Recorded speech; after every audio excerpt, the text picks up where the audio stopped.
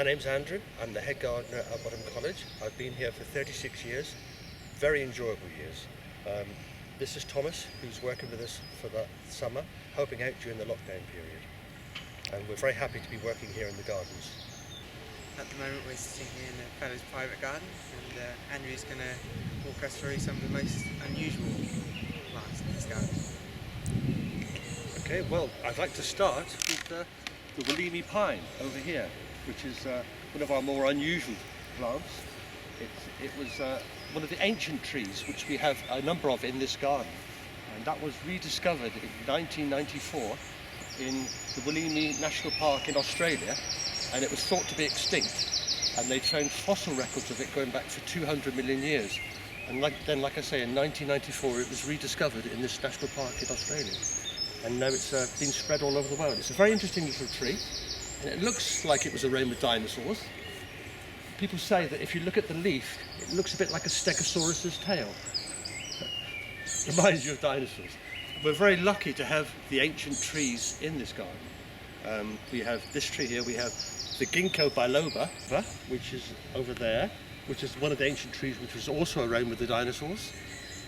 And over there we have the monkey puzzle tree, or the Araucaria, which was also around with the dinosaurs.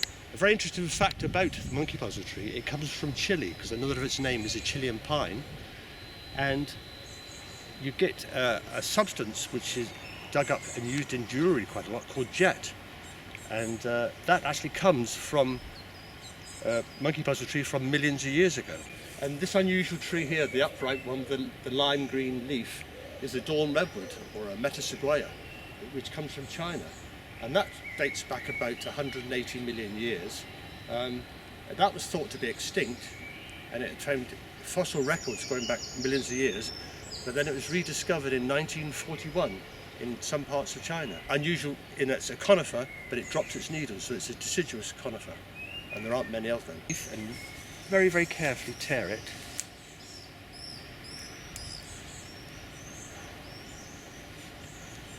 It'll just hang. And that's because it has so much latex in the leaf.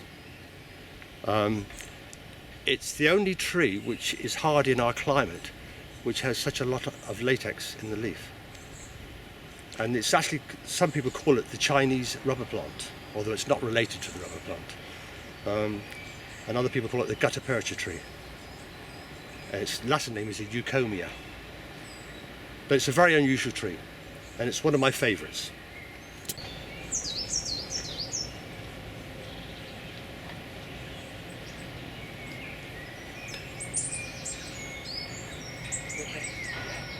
A very interesting tree here is a golden Himalayan cedar, Cedrus deodora, and that was called Golden Horizon.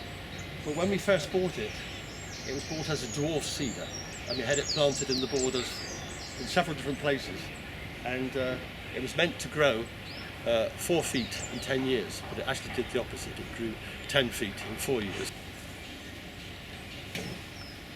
According to the college records, it was planted in 1701, so it's approximately 320 years old. It's an American tulip tree, Liriodendron tulipifera, and at the moment it's just about at its best. It's got its flowers on, and although it's called a tulip tree, it's no relation to a tulip, obviously. It's just that the flower is tulip shaped. But it's lovely, and the leaf is very attractive because it looks like it's been cut off. If you take a leaf and look at it carefully, it looks like something that a child has made at nursery by cutting it with a pair of scissors to get that shape at the bottom, that blunt shape. And it's a very attractive tree, and of course the squirrels love it because this is being so old, the trunks are hollow, and so the squirrels love to live in there and store all their nuts in there, and it's a very useful tree for them. And we have some more younger trees in the garden. We have which was planted because the present warden, Lord MacDonald, liked it. It's a Chinese birch tree, which as it gets older, the trunk will get redder and redder and more papery, so it'll look very attractive, especially through the winter. But it's attractive all the year round, but especially through the winter, the bark colour will be very attractive. Now coming into the nursery garden, which is full of things which eventually we hope we might plant out into the garden. A few weeks ago I planted my dahlias and they're just starting to come up. It's one of those interesting gardens we've got because there's so many things changing here all the time. And of course it's always nice to see the Scotch thistles, which are such architectural plants, just coming into flower.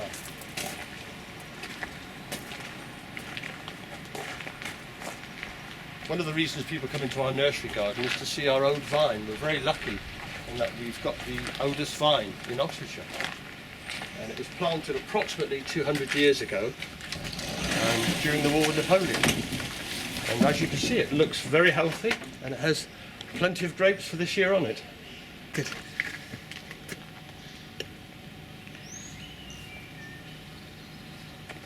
Andrew, you started off some beehives last summer. How are they doing? They're thriving. If you'd like to come this way, you can have a look. It's still relatively early in the morning, so they're not too lively at the moment.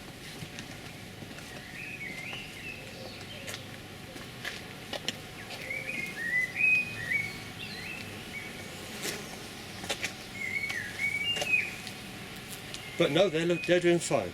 They're coming and going. They're as busy as anything. I was going to say as busy as a bee, but I won't. They're as busy as anything.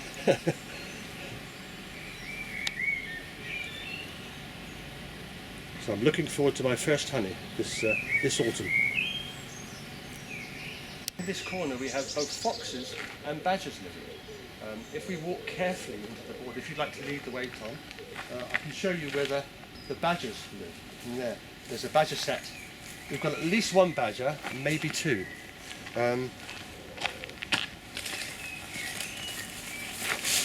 They like our garden.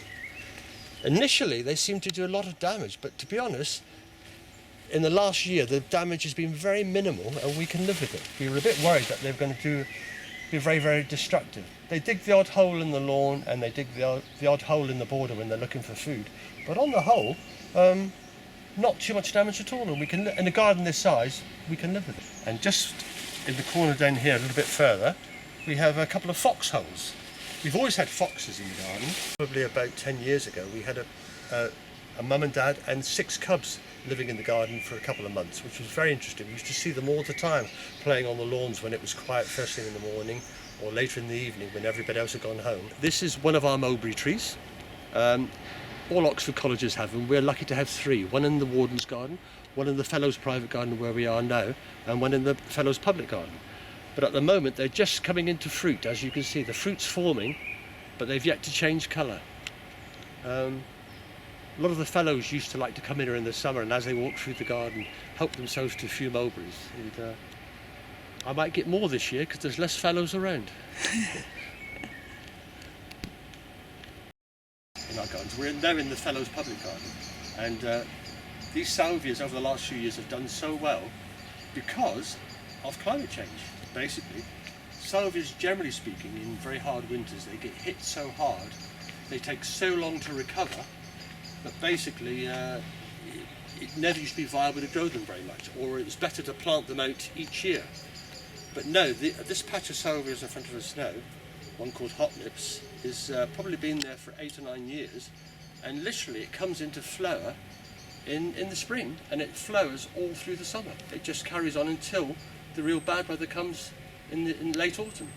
And years ago you just never get that because it used to get hit so badly by the hard winters it wouldn't come into flower until about midsummer. With the warmer winters we're getting, it certainly makes a difference. We have much longer seasons, much earlier seasons. Spring's 2 to 3 weeks earlier than it used to be when I first came here, and autumn is later. We're now in the Fellows public garden walking towards our young purple beech, which is a seedling of the famous purple beech we had, which came down about 25 years ago, which was planted over in that corner of the garden behind Tom, where that large American plane tree is now. And that's one of the reasons why that whole area there is a different shade of colour, is because it's full of bulbs, and the bulbs underplanted the old beech tree, and we've only cut them back about 2 weeks ago, so it hasn't had a chance to recover yet and blend into the lawn. But just in front of us here we have the young purple beech, which was planted probably about 25 years ago originally, and it's doing extremely well. That's our golden Catalpa biglonoides aurea, planted about 30 years ago. We lost a bit of it last year. A big chunk had to be cut off because it came over at an angle, but the rest of it we've propped up and supported it, and now it's fine again. It's fine. We were very worried we were going to lose it because we've got honey fungus in this part of the garden, which is terrible for a lot of young trees. But luckily, Catalpa's resistant, very resistant. So although it might get honey fungus, it can live with it and it will survive quite happily. Well, we're now standing in the Nursery Quad, looking at the new building, which is nearing completion and starting to look very good. So we've got a whole new quad just around the corner, the JCR quad, which has got to be replanted, and also this end of the back quad, which will have to be replanted.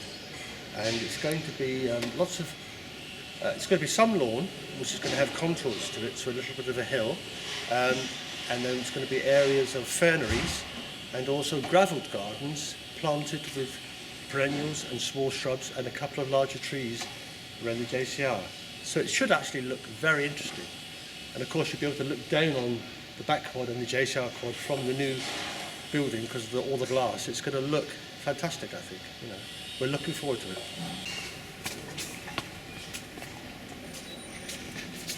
Okay. Well, we're now in the Barbara Naylor garden, which is on top of the Graduate Centre and MCR. This was planted about 8 years ago, and it's proved to be very successful. People like it. It's probably the garden that we have with the most scented plants. Just behind Tom, you can see a Philadelphus there, but we also have lots of climbers like jasmines, different types of honeysuckles, wisterias. In fact, I think we have about 32 different types of climbers up here altogether. So there's nearly always something in flower at any one time, and there's always something of interest. And actually, because it's such a warm garden, being on top of the Graduate Centre, and we have the hot air outtakes from the building, so this garden always seems to be a couple of degrees warmer through the winter than the rest of the college.